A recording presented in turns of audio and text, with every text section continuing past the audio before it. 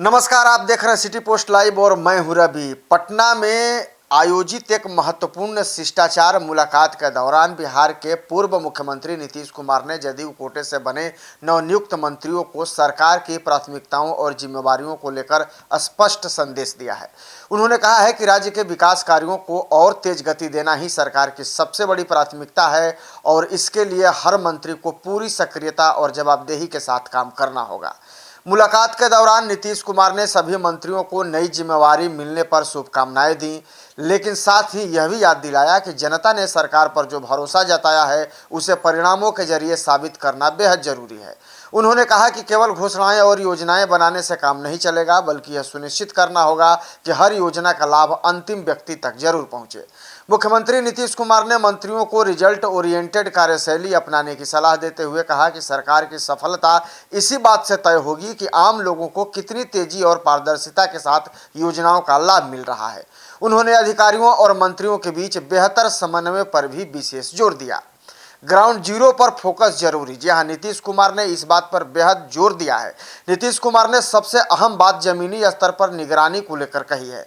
उन्होंने मंत्रियों को गुरुमंत्र देते हुए कहा कि विभागीय कामकाज का असली असर पंचायत और प्रखंड स्तर पर दिखाई देना चाहिए। यदि योजनाएं गांव तक सही तरीके से नहीं पहुंची तो विकास के दावे अधूरे रह जाएंगे। उन्होंने यह भी कहा कि मंत्री सिर्फ राजधानी में बैठकर समीक्षा करने तक सीमित नहीं रहें, बल्कि समय समय पर जिलों और गांवों का दौरा कर वास्तविक स्थिति की भी जानकारी लें। प्रशासनिक अधिकारियों के साथ तालमेल बनाकर योजनाओं के क्रियान्वयन की नियमित निगरानी करें, ताकि किसी भी स्तर पर लापरवाही या भ्रष्टाचार की गुंजाइश नहीं रहे। पूर्व मुख्यमंत्री का मानना है कि जब निगरानी मजबूत होगी तभी सरकारी योजनाओं का पैसा सही लाभार्थियों तक पहुंचेगा और विकास कार्यों में पारदर्शिता भी बनी रहेगी।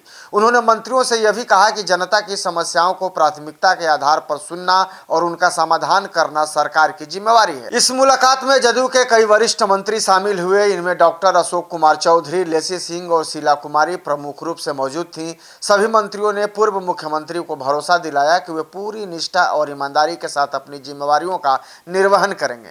मंत्रियों ने कहा कि वे सुशासन और विकास के एजेंडे को आगे बढ़ाने के लिए पूरी ताकत से काम करेंगे। इस दौरान जदयू के राष्ट्रीय कार्यकारी अध्यक्ष संजय कुमार झा और केंद्रीय मंत्री राजीव रंजन सिंह उर्फ ललन सिंह की भी मौजूदगी ने संगठन और सरकार के बीच मजबूत तालमेल का संकेत दिया।